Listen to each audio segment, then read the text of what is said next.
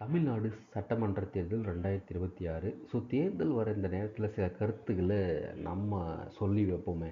தேர்தல் அறிக்கை சட்டமன்ற அளவில் இருக்கக்கூடாதா? ஸோ அப்படின்னா என்னென்னா, இப்போது தேர்தல் வருது. பொதுவாக ஒரு தேர்தல் அறிக்கையை மாநிலம் முழுக்க பொதுவாக ஒரு தேர்தல் அறிக்கையை எந்த கட்சியும் தராங்க.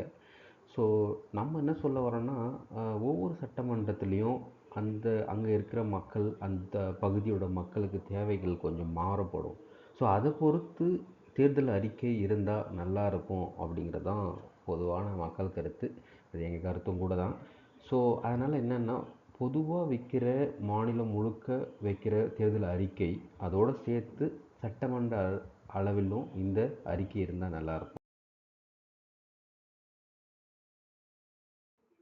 ஆகவே தேர்தல் அறிக்கைங்கிறது மாநிலம் முழுசாக கொடுக்குற ஒரு தேர்தல் அறிக்கை வந்து அடிப்படை மக்களுடைய அடிப்படை தேவைகளை பூர்த்தி செய்வதாகவும், ஸோ சட்டமன்ற அளவிலோ இல்லை மாநிலங்கள் அளவிலோ தொகுதி வாரியாகவோ நம்ம கொடுக்குற அறிக்கைகள் அந்த தொகுதி மக்களுக்கு என்ன தேவை, அந்த தொகுதியில் எந்த மாதிரியான வளர்ச்சி தேவை அப்படிங்கிறத பார்த்து தேர்தல் அறிக்கை கொடுத்தா மாநில வளர்ச்சியும் ஒன்றுமே எல்லா இடத்துலையும் சமமாக இருக்கும். அட்லீஸ்ட் சமமாக இல்லை அப்படின்னா கூட ஓரளவுக்கு எல்லா தமிழ்நாட்டில் பரவலாக வளர்ச்சி இருக்கும் அப்படிங்கிறது தான் என்னோடய கருத்து.